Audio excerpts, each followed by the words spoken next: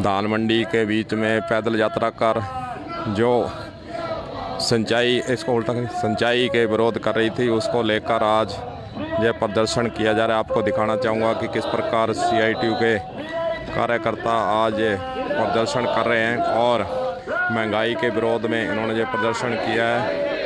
आप देखना चाहेंगे किस प्रकार लाइनों में चलकर ये कर रहे हैं विरोध और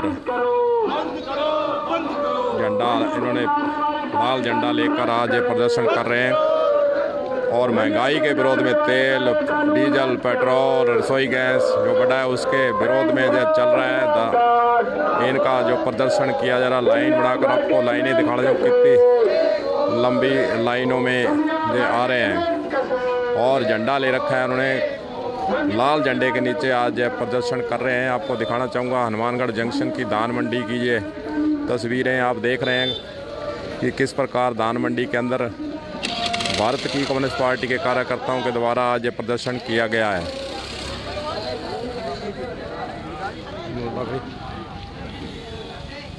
दूसरा का नहीं, सामने उधर वाली तस्वीर।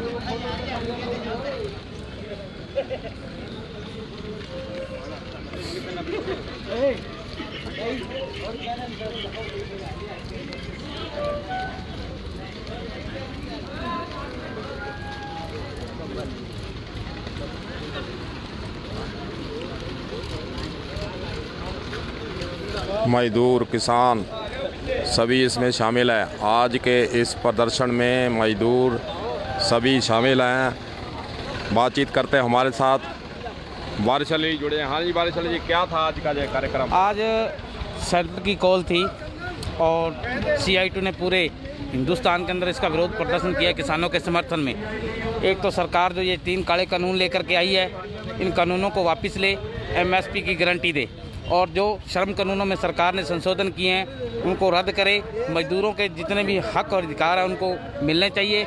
और जो उधर ये महंगाई बढ़ती जा रही है, पेट्रोल 100 से पार हो गया, डीजल 90 से पार हो गया, बिजली की दरें रोज़ाना बढ़ रही है।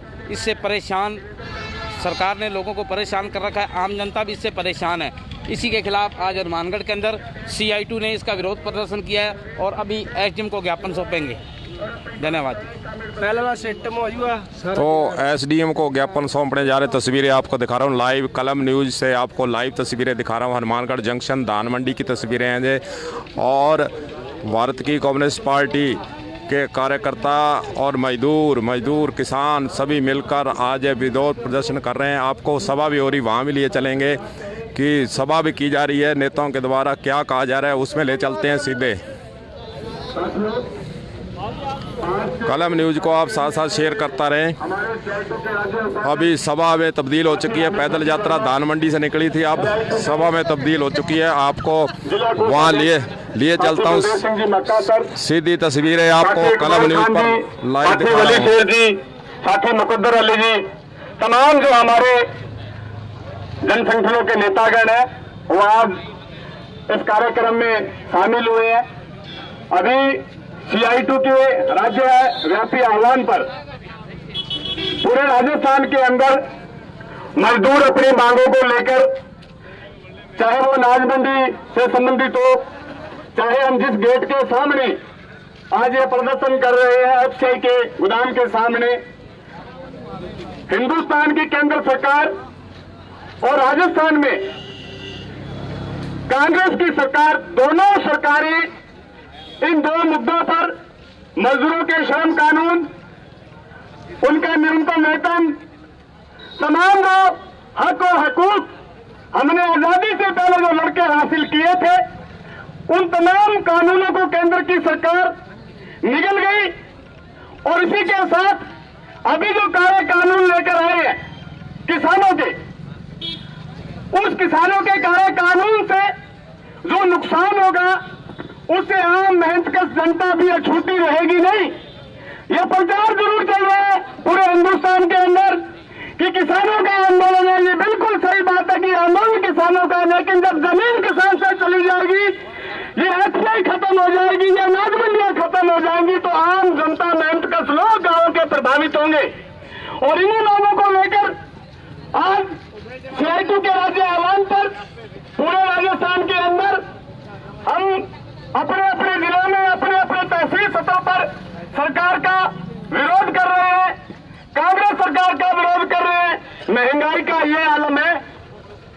हकीकत है। अगर सुबह रोजाना ये पता नहीं चले अखबार से या सोशल मीडिया से कि आज तेल का रेट बढ़ गया या गैस का रेट बढ़ गया, तो यूं लगता है कि जैसे विकास थम गया हो। बेचैनी बढ़ जाती है कि अगर आज 20 पैसे नहीं बढ़े तो कल 5 रुपए बढ़ जाएंगे। ऐसे हालात सट्टा बाजार की तरह रोजाना सेंसेक्स इनके उछल रहे हैं महंगाई के, और बेशर्मी से इनके मंत्री बयान देते हैं। अभी रसोई गैस पर इन्होंने बयान दिया कि जी गर्मी आ जाएगी तो महंगाई कम हो जाएगी। पता नहीं कौन सा सूत्र, कौन सा गणित, कहां से शिक्षा ली है इसके बारे में। ऐसे ऐसे बेहुदा बयान जनता के बीच में देते हैं, इनको शर्म नहीं आती और अपने जो फर्ज हमसे मुकर रहे हैं। मैं ऐसी ज्यादा नहीं बोलते हुए मैं आज एक ही निवेदन करूंगा जो साथी आए कि ये लड़ाई आज यही अंतिम नहीं है, आज ये लड़ाई खत्म होने वाली नहीं है। एक मोर्चे पर वहां किसान बैठा और दूसरे मोर्चे पर जनता जमीनी सतह पर किसानों के सहयोग में अपनी मांगों को लेकर लगातार हम तीखे आंदोलन करेंगे। अभी हमारा आंदोलन शांतिपूर्ण है, लेकिन अगर सरकार यूं अड़ी रही और ये कानून वापस नहीं लिए तो मजबूरन हम तीखे आंदोलन करेंगे। प्रशासन को भी यहाँ चैन से बैठ नहीं देंगे, आपको पूरी तैयारी करनी है। इसी बात के साथ मैं मेरी बात समाप्त करता हूँ।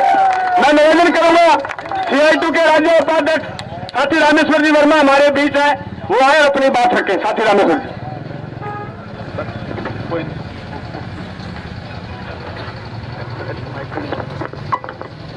एक तो माइक के आगे जो है वो दूर हो जाए, इसकी आवाज पहले भी कम है, और उधर जो साथी खड़े हैं उनसे भी निवेदन है कि 2 मिनट बाद सुने, अपनी बातचीत बंद कर दें। दोस्तों, हम ये कोई पहला जुलूस नहीं निकाल रहे। इससे पहले भी हमने कहा था कि देश में अगर भारतीय जनता पार्टी की हुकूमत आती है तो वो भारतीय जनता पार्टी की नहीं है, वो हुकूमत कट्टर हिंदुत्व RSS की और देश के बड़े पूंजीपतियों की हुकूमत होगी, जो भाईचारे को तोड़ेगी, जनता की आवाज उठाने वालों पे हमले करेगी, पूंजीपतियों के फायदे के लिए महंगाई बढ़ाएगी। जहां लोगों को रोजगार मिलता है, चाहे रेल हो, चाहे सड़क हो, बिजली हो, बैंक हो, LIC हो, हमारे गोडाउन हो, सब चीजों को वो पूंजीपतियों को बेचेगी। आज ये हालात है, डीजल अभी कुछ दिन में 100 रुपए पार कर जाएगा। पेट्रोल की कीमत तो पहले ही 100 रुपए से ज्यादा हो गई। आखिर इसका फायदा किसको हो रहा है? दुनिया के भाव के बारे में कहा था कि हम प्राइवेट इसलिए कर रहे हैं कि अगर भाव बढ़ेगा तो कीमत बढ़ेगी, भाव कम होगा तो कीमत कम हो जाएगी। भाव $115 से गिर करके एक दिन तो ऐसा आया था कि दुनिया में कोई खरीदार नहीं था और माइनस में चला गया, 35 तक, 17 तक, 18 तक और आजकल 65 के आसपास है। पर जो $115 के वक्त जहां दुनिया की कीमत थी, आज 65 हो गई, तो आधी तो होनी चाहिए थी। वो 72 रुपए से 102 रुपए तक पहुंच गई। इसका फायदा अडानी को है, सरकार को नहीं है। सरकार को तो उसका हिस्सा मिलता है। बड़ा फायदा अंबानी और अडानी को है। अंबानी और अडानी ने चुनाव में मोदी को कहा था मर्जी है उतना पैसा लगाओ। उन्होंने चैनल खरीद लिए थे, 37 चैनल, और बाबा रामदेव ने उन्होंने लगातार प्रचार किया कि मोदी अच्छा है, मोदी ये करेगा, मोदी ये करेगा। हमने वोट डाल दिए और आज जिन लोगों का रोजगार है वो जाएगा। ये भट्टे भी जो बैठे हैं ऐसे नहीं चलेगी, ऑटोमेटिक होंगे सारे के सारे। ये जो गोडाउन है, इस गोडाउन में 80 आदमी तो परमानेंट काम करते हैं, सारे साल को मिला के देखेंगे तो 200 आदमी के आसपास कर्मचारियों को मिला के होते हैं, और इससे कई 100 गुना बड़ा गोडाउन मोगा में बना है, 3000 बीघे में। वहां 36 आदमी काम करते हैं, 36। ईंट नहीं है लगी हुई, स्टील का है, गोडाउन स्टील की है, ऑटोमेटिक तरीके से काम होता है। तो हम ये जो आज प्रदर्शन कर रहे हैं, इन्हीं सवालों को लेकर के है कि हमारी मजदूरी बढ़ाओ, लोगों को रोजगार दो। आपने कहा था 2 करोड़ को रोजगार दूंगा। हम यही मांग कर रहे हैं कि नरेगा के काम में जो मजदूर लगे हुए हैं उनको 100 नहीं 200 दिन काम दो, 700 रुपये मजदूरी दो। हम यही मांग कर रहे हैं कि 26,000 रुपये से कम गरीब आदमी की पार नहीं पड़ती। हम नहीं कह रहे, सरकार की बनाई हुई कमेटी का कहना है। इसीलिए न्यूनतम मजदूरी 26,000 करो, और जो योजना पर आधारित आपके मजदूर हैं, चाहे आशा है, आंगनबाड़ी है, मिड डे मील है, बैंक में है, LIC में है, रेलवे में है, जिनको आपने ठेके पे रख रखा है, ठेका प्रथा बंद करके उनको परमानेंट करो, योजना पे आधारित मजदूरों को परमानेंट करो। ये जो मांगे हैं इनको लेकर के अपने यहां आए हैं और इसका ज्ञापन देंगे। कुछ तो लोग समझते हैं रोजाना प्रदर्शन से, धरने से क्या प्रभाव पड़ता है। बड़ा प्रभाव पड़ता है। अभी किसानों ने देश के अंदर टोल बंद कर रखे हैं अपनी मांगों को लेकर। एक टोल के अंदर 5 लाख से लेकर 90 लाख रुपए प्रतिदिन का नुकसान हो रहा है और जनता को फायदा हो रहा है। जो वहां से निकलते हैं किसी को टोल नहीं देना पड़ता, जनता को फायदा हो रहा है, सरकार को नुकसान हो रहा है। ये धरने प्रदर्शन के कारण है। और ये जो लोगों की रोजगार बचे हुए हैं, वो निजीकरण पे कुछ रोक लग रही है, ये मजदूरों के आंदोलन के कारण है। इसीलिए इस आंदोलन को और मजबूत करेंगे। जो भी लड़ता है उसके साथ मिलकर लड़ेंगे। अभी 15 तारीख को किसान और मजदूरों का कार्यक्रम होगा। हम कह रहे हैं किसान अकेला लड़ेगा, मजदूर अकेला लड़ेगा तो जीत नहीं होगी। मिलकर के लड़ेंगे, जालिम हुकूमत को हराएंगे, मजदूर के रोजगार की गारंटी लेंगे, किसान की फसल की खेत की गारंटी लेंगे, किसान के फसल की बात करेंगे तो मजदूर को उसका रोजगार मिले, गरीब को सरकार मदद करे उसके इलाज में, मदद करे उसके खाने के सामान में। यह सरकार की जिम्मेदारी है। इन सवालों को लेकर के आए हैं।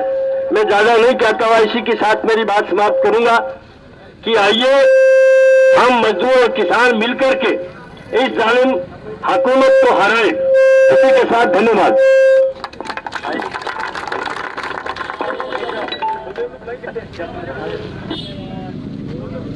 रमेश्वर वर्मा जो कि मजदूरों को संबोधित कर रहे थे, SDM हनुमानगढ़ को देना कहा है। बलदेव सिंह जी कहा है, इधर आओ रस्ते के पास।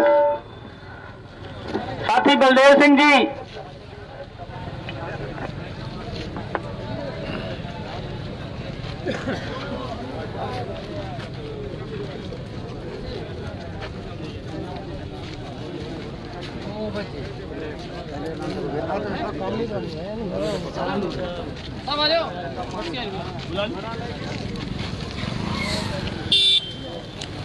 अभी ज्ञापन सौंपने वाले हैं। यहीं तहसीलदार जी हनुमानगढ़ पहुंच चुके हैं, जो कि ज्ञापन मजदूर किसान इनका ज्ञापन प्राप्त करेंगे। तहसीलदार हनुमानगढ़ मौके पर ही पहुंचे हैं, जहां पर रमेश्वर वर्मा ने सभा को संबोधित करते हुए कहा था कि अभी ज्ञापन दिया जाएगा। उसी के कड़ी में आज ज्ञापन लेने के लिए तहसीलदार हनुमानगढ़ मौके पर ही पहुंचे हैं। हमारा ज्ञापन है और जो आपको परेशान कर रही है महंगाई को, देश को परेशान कर रही है।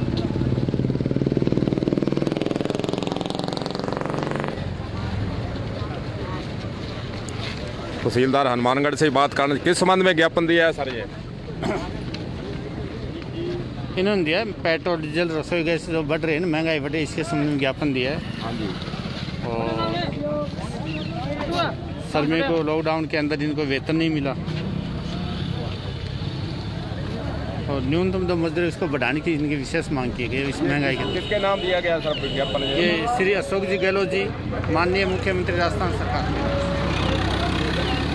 ठीक है सर, थैंक यू। तो अभी तहसीलदार जी ने ज्ञापन प्राप्त किया है और मुख्यमंत्री के नाम मजदूरों ने ज्ञापन सौंपा है, अपनी मांगों के संबंध में ज्ञापन सौंपा है।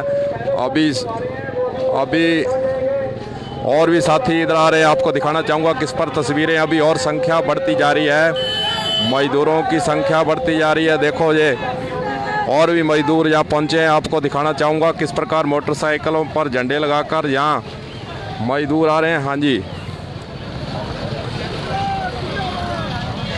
हाँ जी नवेश्वर जी, क्या कहेंगे आज के प्रदर्शन के बाद में आप? हमारी मांगे आज पूरे राजस्थान में CITU की तरफ से मजदूरों के सवालों को लेकर के प्रदर्शन किया गया है। असल में जो केंद्र सरकार की हुकूमत है उसने मजदूरों को जो सुविधाएं मिली हुई थी उन सारी सुविधाओं को छीन लिया। आए हैं तो वो साथी बता दें कृपया रोड से।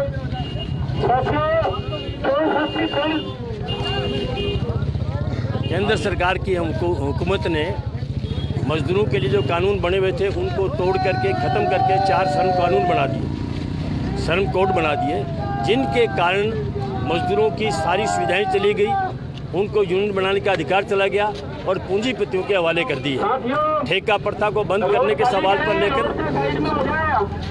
और निजीकरण का पूरे देश में हम भारी विरोध के जो हो रहा है, निजीकरण को समाप्त करने के लिए, ठेका प्रथा को समाप्त करने के लिए मनरेगा के अंदर 200 दिन काम, 700 रुपये मजदूरी और जो योजना पे आधारित श्रमिक हैं उन श्रमिक को स्थायी किया जाए, उन श्रमिक को मजदूर का दर्जा दिया जाए। इन सवालों को लेकर के पूरे राजस्थान के अंदर आज प्रदर्शन किए जा रहे हैं। इसके साथ साथ हम ये मांग करते हैं कि सरकार पूरी तरह से जो नए लेबर कोड बनाए हैं उनको समाप्त करे, पुराने कानूनों को बहाल करे और जो न्यू पेंशन स्कीम है उसको भी समाप्त करे और मजदूरों को, किसानों को हम मजदूरों ने आज ये भी रखा है कि किसान जो अपनी मांगों को लेकर लड़ रहे हैं हम उनके साथ खड़े हैं, उनकी मांगों को माना जाए। एक नरेगा में जो मजदूरी की न्यूनतम मजदूरी की बात आप कर रहे हैं, ईंट भट्टे की बात कर रहे हैं, तो क्या इनको अभी सरकार की स्तर से आपके हिसाब से जो मजदूरी मिलनी चाहिए वो नहीं मिल रही है?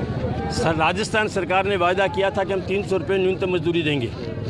राज्य सरकार उससे भी मुकर गई है। हमारी मांग ये है कि न्यूनतम मजदूरी, क्योंकि केंद्र सरकार ने एक कमेटी बनाई थी, उस कमेटी के हिसाब से मजदूरी 26,000 रुपया प्रतिमाह होनी चाहिए। हमारी मांग है न्यूनतम मजदूरी 26 रुपये, न्यूनतम मजदूरी 26,000 रुपये से कम नहीं होनी चाहिए। न्यूनतम मजदूरी 26,000 रुपये होनी चाहिए। राज्य सरकार नहीं दे रही है। जहाँ तक मनरेगा का सवाल है, 100 दिन की बजाय 200 दिन उनको काम मिलना चाहिए और उसमें 700 रुपये मजदूरी की मांग करते हैं। मनरेगा के अंदर हम प्रतिदिन 700 मजदूरी। सरकार कोई भी हो, कांग्रेस की हो चाहे बीजेपी की हो, कोई फर्क नहीं पड़ता। पूंजीपतियों के जो पेट्रोल डीजल के जो भाव बढ़ रहे हैं, न तो कांग्रेस घटा रही है न बीजेपी की, इस पर क्या कहेंगे? हमने पहले ही कहा है कि पूंजीपतियों की सरकार है, चाहे कांग्रेस हो चाहे जो है बीजेपी हो, ये पूंजीपतियों की प्रतिनिधि सरकारें हैं। इसलिए उन्हीं कानूनों को लागू, नए जो कानून थे, नई आर्थिक नीतियाँ 1991 के अंदर मनमोहन सिंह लेके आए थे और उनको आज बड़ी तेज़ी से बीजेपी जो है लागू कर रही है। इसी के अंदर महंगाई बढ़ेगी, सारे संसाधन बेचे जाएंगे, देश के अंदर जो खेती कर रहे हैं उनके खेती छीनी जाएगी और मजदूरों को कम मजदूरी पे काम करवाया जाए। ये नीतियां हैं। हम दोनों की सरकारों की इन नीतियों का विरोध करते हैं। आज किसान आंदोलन पर भी बात आपसे पूछेंगे कि किसान आंदोलन का आगे क्या रणनीति आपकी, क्या कार्यक्रम? किसानों में एक तो अभी हमारी जो केंद्रीय जत्थेबंदी है, उन जत्थेबंदियों ने बैठ करके तय किया है कि हम मजदूरों को साथ लेकर के मिल करके लड़ेंगे। परसों ही हमारी 10 केंद्रीय ट्रेड यूनियनों की जो है किसानों की जत्थेबंदियों के साथ मीटिंग हुई है और इस मीटिंग में यह तय किया है कि 15 तारीख को तमाम मजदूर और किसान एकजुट होकर प्रदर्शन करेंगे। 8 तारीख को महिला मजदूरों का जो दिन मनाया जाएगा और 6 तारीख को सारे देश के अंदर जो है काला दिन मनाया जाएगा। मजदूर उनको सपोर्ट करेंगे, मजदूरों के संगठन उनको सपोर्ट करेंगे। तो ये थे हमारे साथ रमेश्वर जी वर्मा, जो कि किसान आंदोलन पर, मजदूरों की मांगों पर विस्तार से जानकारी दे रहे थे। हाँ जी, एक सरदार जी और खड़े हैं।